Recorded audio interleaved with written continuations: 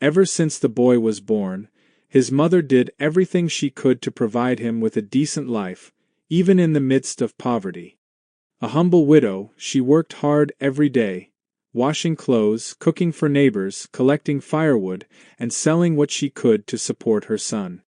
Her biggest dream was to see him grow up healthy, study, and build a better future. However, there was something that deeply bothered him. His mother had only one eye.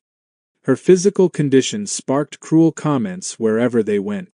At school, his classmates mocked him and said his mother was a monster or a freak. The boy, still immature, felt ashamed and began to reject his own mother. As the years went by, that shame turned into resentment. The boy started avoiding his mother whenever possible, walked away from her in public, and asked her not to pick him up from school.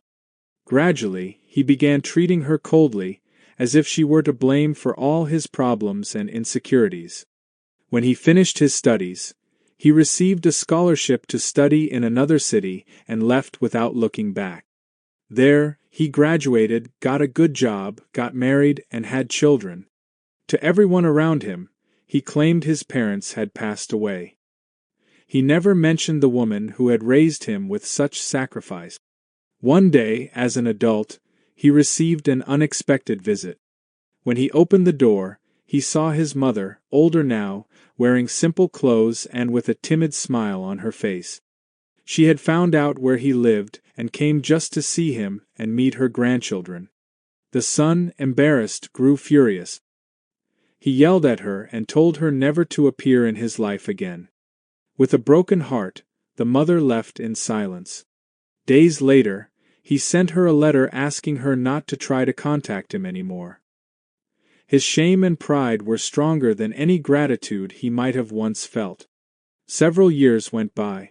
One day, the man received a letter from the village where he was born. His mother had passed away. The message, brief and formal, simply asked him to come take care of the paperwork for the small piece of land she had left behind. Without emotion, he traveled back to the village. When he arrived at the old, humble house, everything looked just as he remembered from his childhood. In the bedroom, on the wooden bed, there was a handwritten letter, carefully folded.